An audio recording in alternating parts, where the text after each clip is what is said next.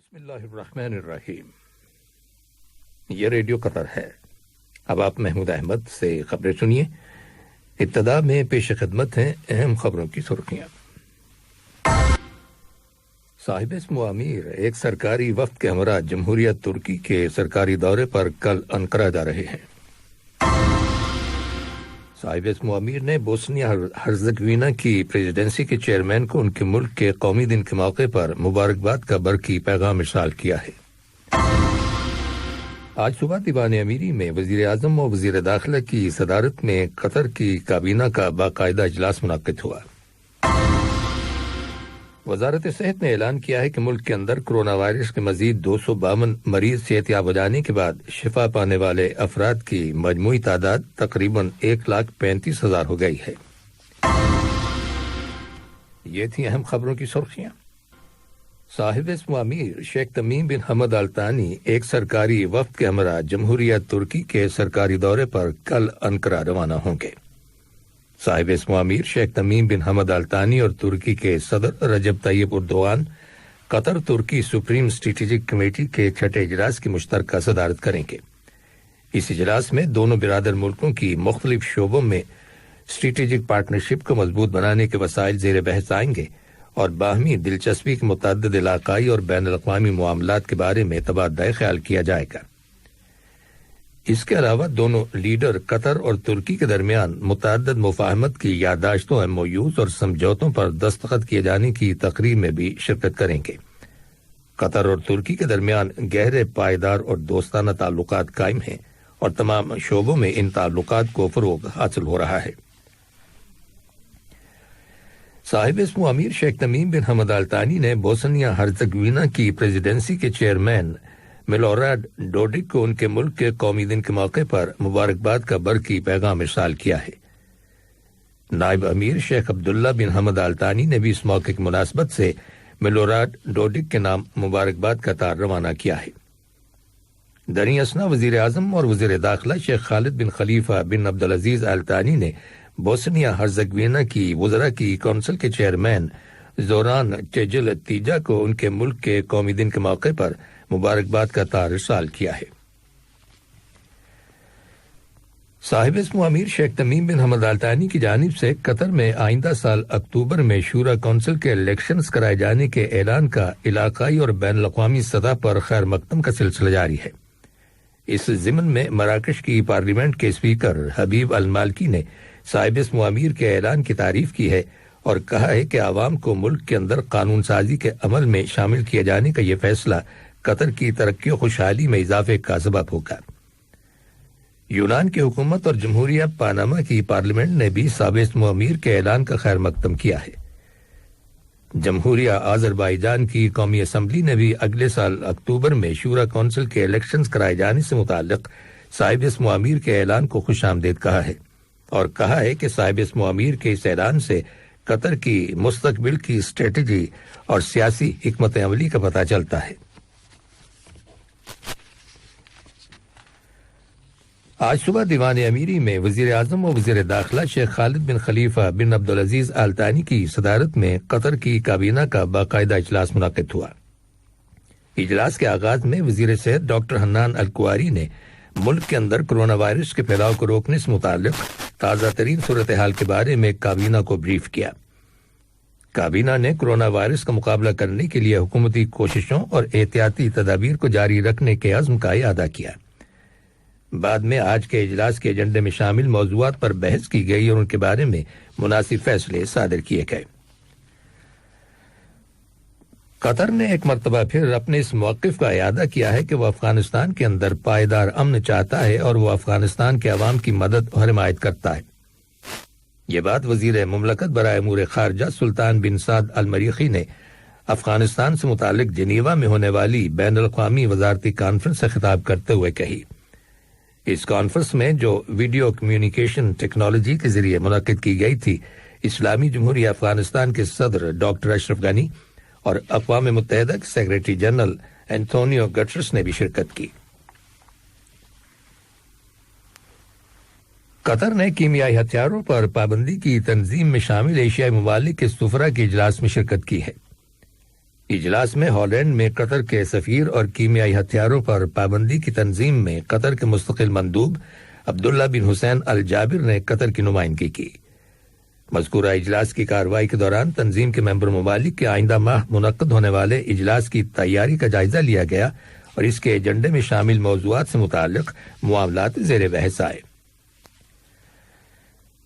قطر charity نے جمہوریہ Somalia کے جنوب مغربی بے ریجن کے شہر بیدوا میں اپنی نوعیت کے پہلے کثیر المقاصد سروس سینٹر اور چیریٹی بیکری کا افتتاح کیا ہے۔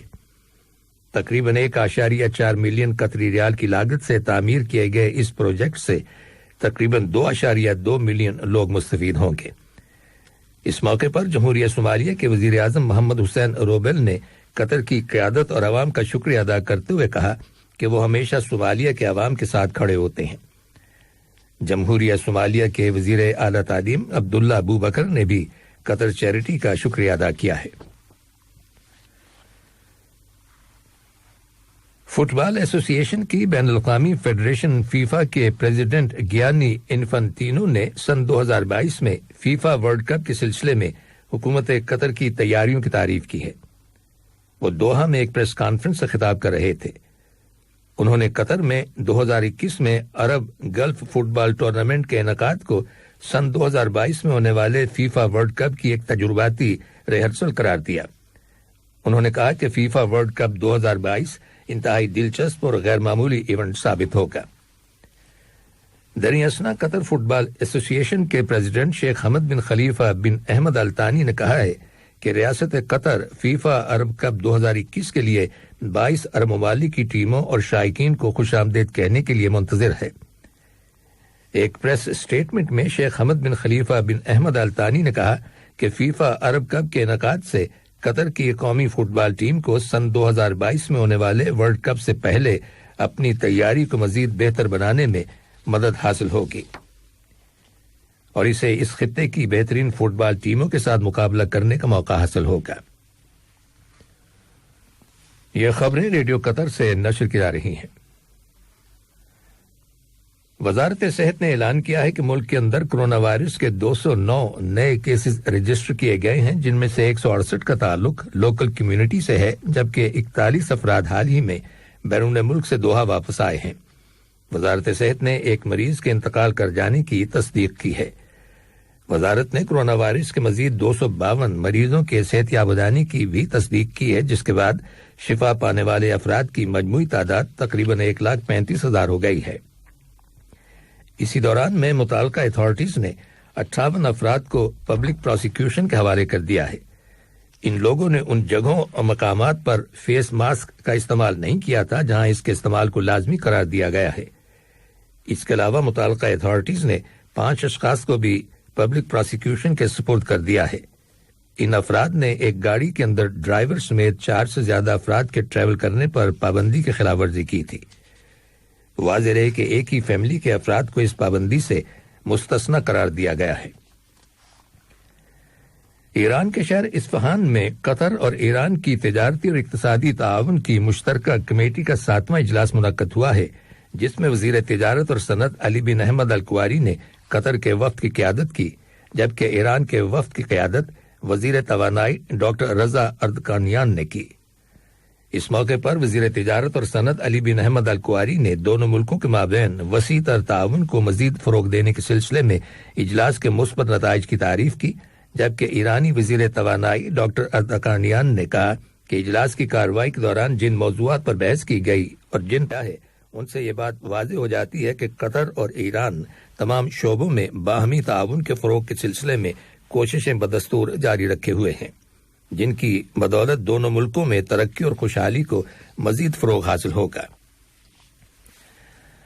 امریکہ کے وزیر خارجہ مائک پومپیو نے خلیج کے بحران کو حل کرنے کے معاملے میں کویت کی حکومت کی کوششوں کی تعریف کی ہے۔ کویت کے وزیر خارجہ اور قائم مقام وزیر اطلاعات شیخ احمد ناصر المحمد الصباح کے ساتھ ایک مشترکہ پریس کانفرنس سے خطاب کرتے ہوئے مائک پومپیو نے کہا کہ خلیج میں کشیدگی کو دور کرنے کے معاملے میں کویت کو ایک ماڈل کی حیثیت حاصل ہے اور اس ضمن میں کویت کی مسلسل کوشش اور تعاون کو بڑی اہمیت حاصل ہے اور اسے قدر کی نگاہ سے دیکھا جاتا ہے۔ کل شام افغانستان کے وسطی صوبے بامیان میں کیے گئے 2 دھماکوں میں کم از کم 14 افراد ہلاک اور 45 دیگر اشخاص زخمی ہو گئے۔ رائٹرز خبر رساں ایجنسی کی رپورٹ کے مطابق 2 بم شہر کے مرکزی بازار میں ایک سڑک کنارے دفن کیے گئے تھے۔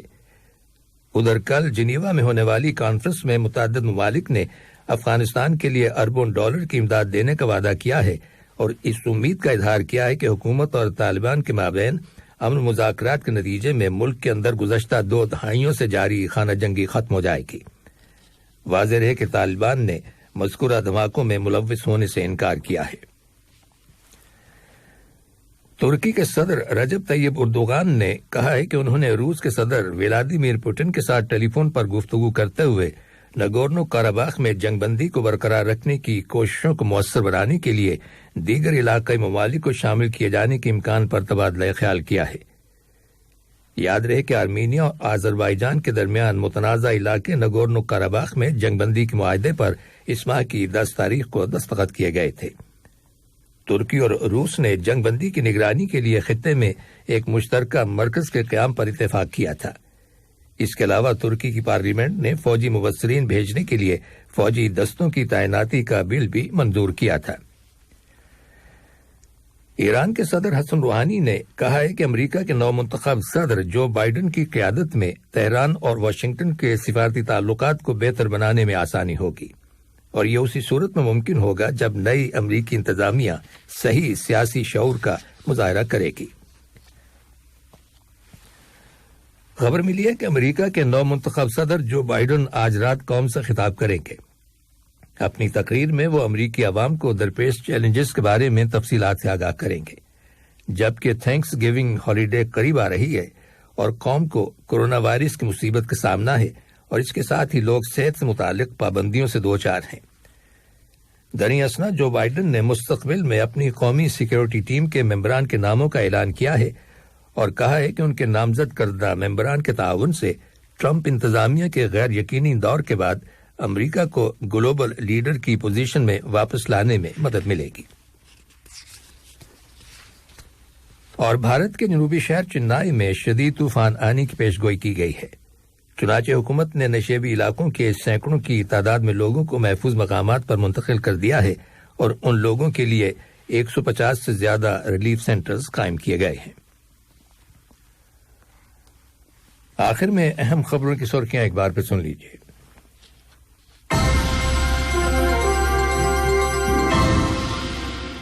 صاحب اسم امیر ایک سرکاری وفد کے ہمراہ جمہوریہ ترکی کے سرکاری دورے پر کل انقرہ جا رہے ہیں۔ صاحب اسم امیر نے بوسنیا ہرزیگوینا کی پریزیڈنسی کے چیئرمین کو ان کے ملک کے قومی دن کے موقع پر مبارکباد کا برقی پیغام ارسال کیا ہے۔